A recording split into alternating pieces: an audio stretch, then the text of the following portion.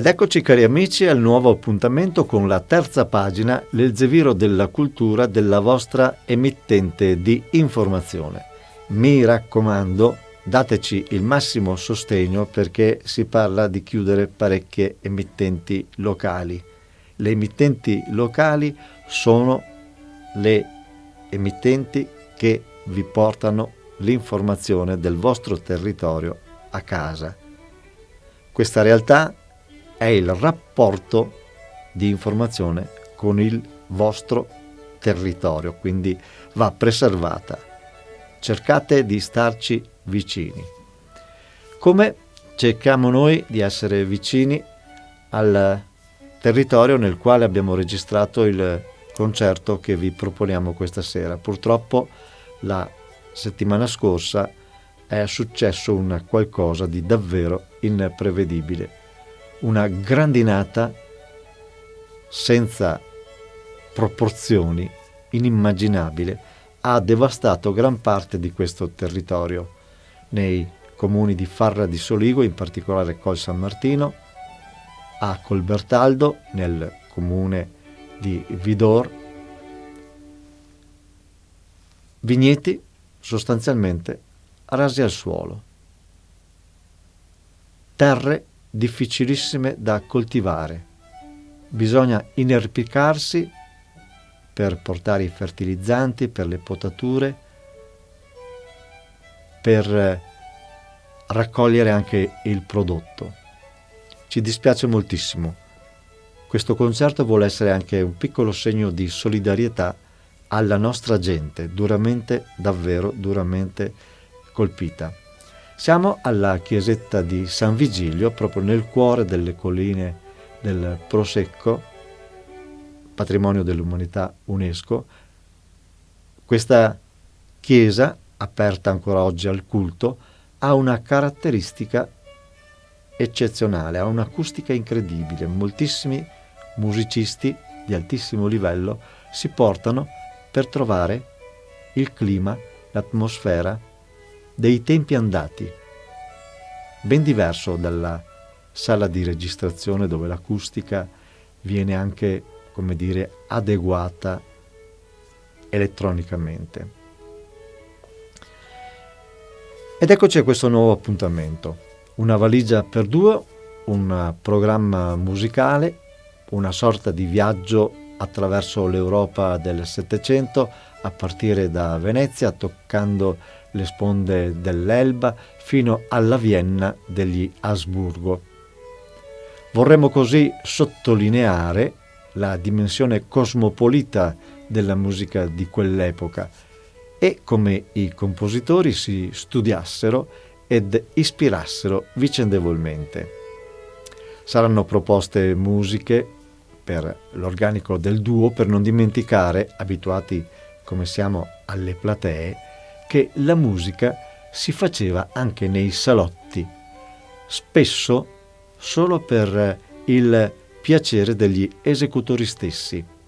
Un percorso anche all'interno della forma, spiegato direttamente dai musicisti, dalla sonata barocca alla sonata classica, dal contrappunto alla melodia accompagnata.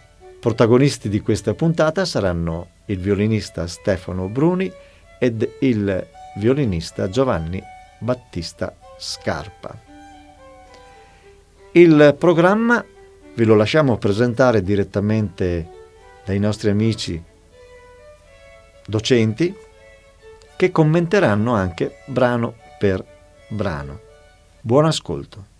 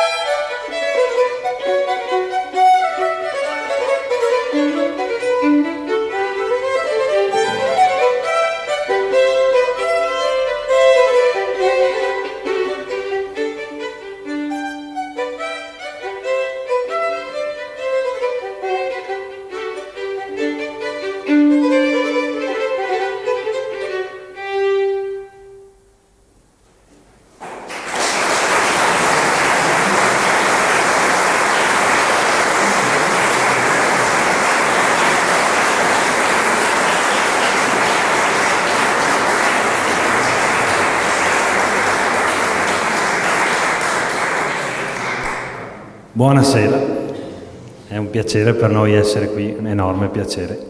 Diciamo che sposiamo in pieno il progetto che da anni il nostro amico Roberto porta avanti, ovvero quello di fare educazione.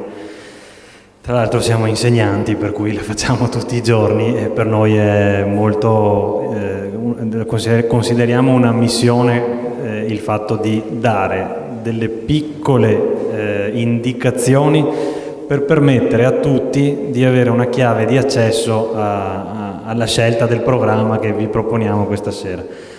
Nello specifico, questa sera, come vedete dal programma, affrontiamo un particolare periodo della storia della musica assolutamente importantissimo, che va dall'ultimo barocco al classico, ed è un passaggio di snodo fondamentale nella storia della musica. Adesso la parola al collega Stefano. Buonasera a tutti, benvenuti anche da parte mia.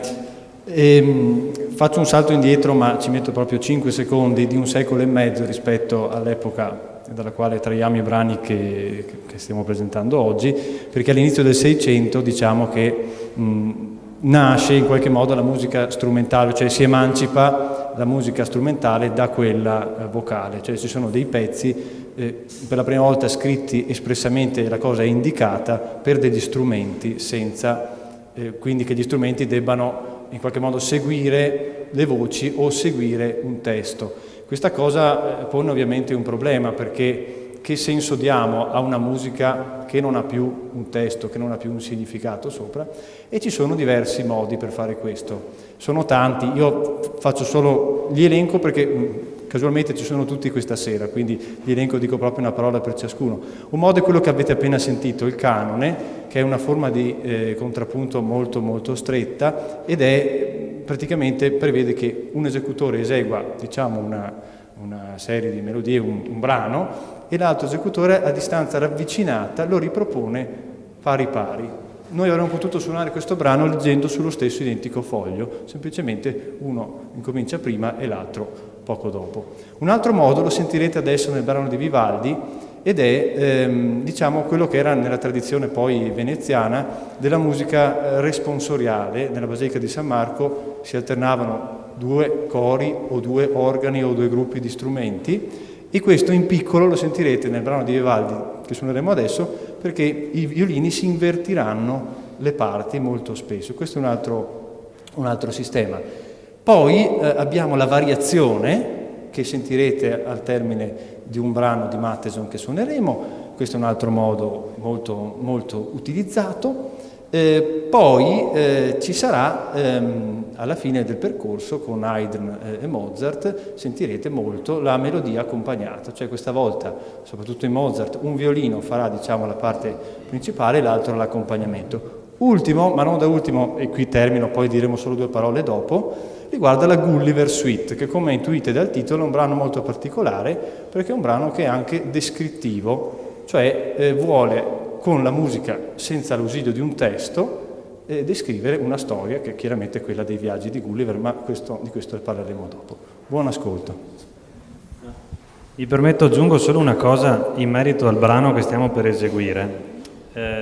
Il grandissimo Antonio Vivaldi, maestro assoluto, io lo definisco di orecchiabilità, è uno dei massimi esponenti della scuola veneziana e che farà da scuola a tutto il mondo, prende spunto dai suoi predecessori, che secondo me sono altrettanto importanti. In particolare mi riferisco ai 2 zio e nipote Giovanni e Andrea Gabrieli, che scrivevano la musica, avevano inventato il Dolby Surround, cioè mettevano un coro qui, un'orchestra lì, un solista lì, e l'ascoltatore aveva una percezione spaziale. Che cosa fa Vivaldi con questo atteggiamento responsoriale? Cioè un violino propone una cosa e l'altro imita, non è più come prima che il canone, che venivano eseguite melodie assolutamente identiche.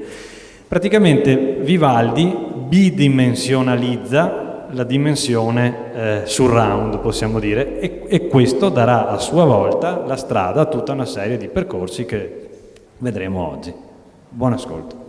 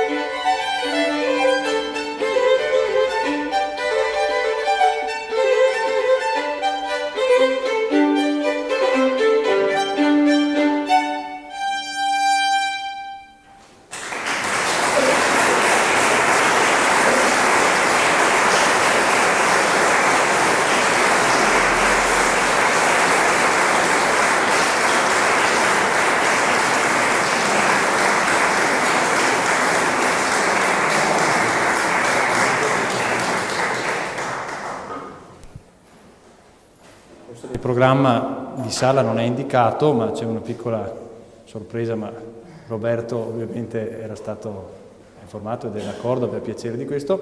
Nello spirito dell'epoca, spiego anche il perché del titolo un po' strano, che si rifà al famoso film Una poltrona per due, una valigia per duo. Perché valigia? Perché chiaramente la formazione dei due violini è una formazione molto agile, nel senso che si presta a suonare in tutti i luoghi, grandi, piccoli, senza bisogno di trasportare strumenti ingombranti. Ovviamente il flauto ha lo stesso vantaggio del violino. All'epoca molti brani erano scritti anche per motivi commerciali, per poter vendere di più, senza indicare lo strumento o addirittura indicando un sacco di strumenti possibili, in modo che chi andava poi acquistava lo spartito, che suonasse il flauto, che suonasse il violino, sapeva di poter suonare quel tipo di musica. E così alcuni brani di stasera sono pensati proprio per essere suonati con strumenti diversi, due violini, violino e flauto, violino e oboe, due oboi e così via. Buon ascolto.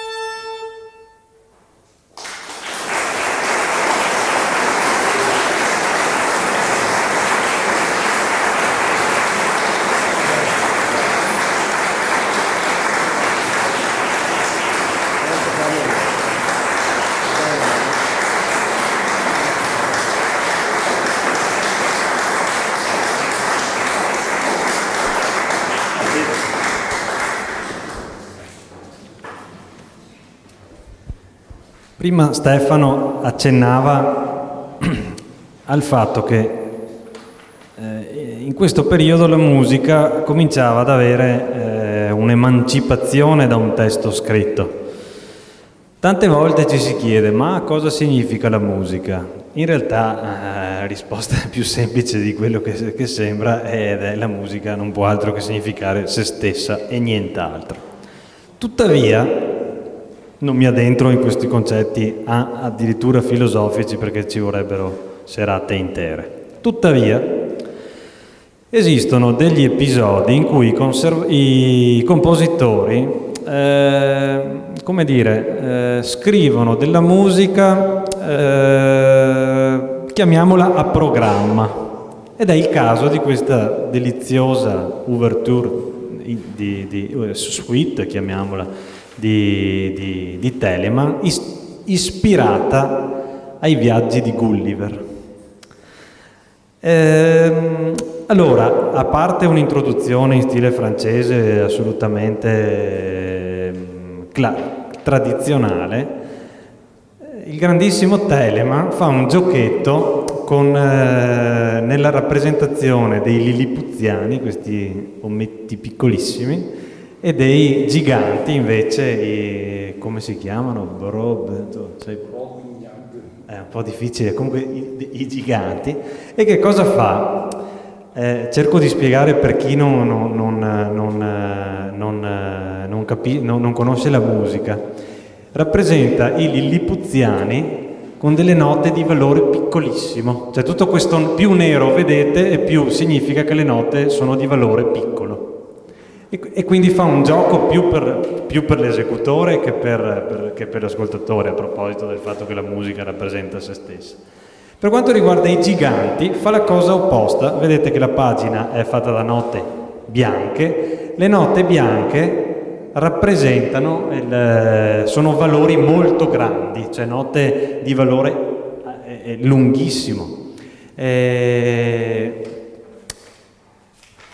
Dopodiché, sempre per raccontare in questo caso una storia, il penultimo brano di questa suite, la Reverie der Lilliputaner, eccetera eccetera, in tedesco, non voglio fare brutte figure, praticamente rappresenta un risveglio. Sentirete quasi un effetto da suoneria della sveglia, anche se non erano ancora state inventate, ma l'effetto è quello. Ma la vera perla di questo brano, avrete sentito alla fine di Vivaldi, l'ultimissimo passaggio era caratterizzato da due parti completamente differenti e a sé stanti dei due violini. Telemann fa parte da un presupposto simile, ma lo supera e addirittura scrive due parti completamente diverse. Un tipo di danza al primo violino e un altro tipo di musica contemporanea dall'altro, che è fatta apposta a disturbare. Infatti io cercherò di dare questo effetto di cattiveria e di disturbo nei confronti di Stefano. E quindi addirittura in questo caso Telemann in questa epoca anticipa dei procedimenti compositivi che verranno esasperati nel Novecento. Se pensiamo a Luciano Berio, per esempio, è pieno di questi tipi di episodi. Con la Gulliver Suite vi auguriamo buon ascolto.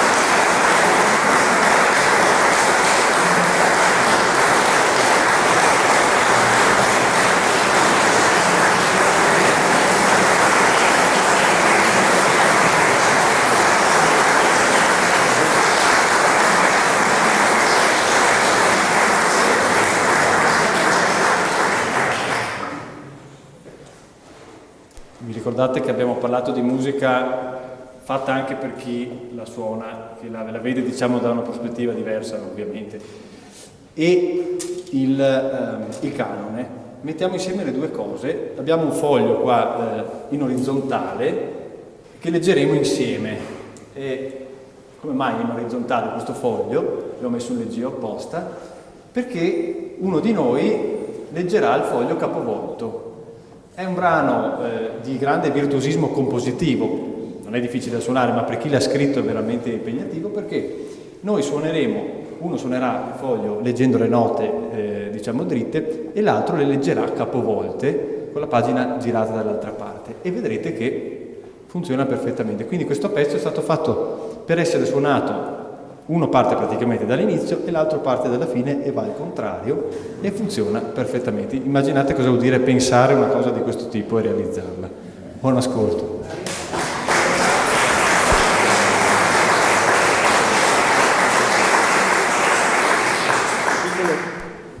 Un piccolo dettaglio di cronaca: la leggenda vuole che questo ragazzo, Mozart, abbia scritto questo brano di getto, cioè ha preso il foglio e l'ha scritto ta ta ta ta ta ta ta ta, immaginando che la prima nota suonata da uno strumento era l'ultima nota suonata dall'altro al contrario, e così per tutto il brano.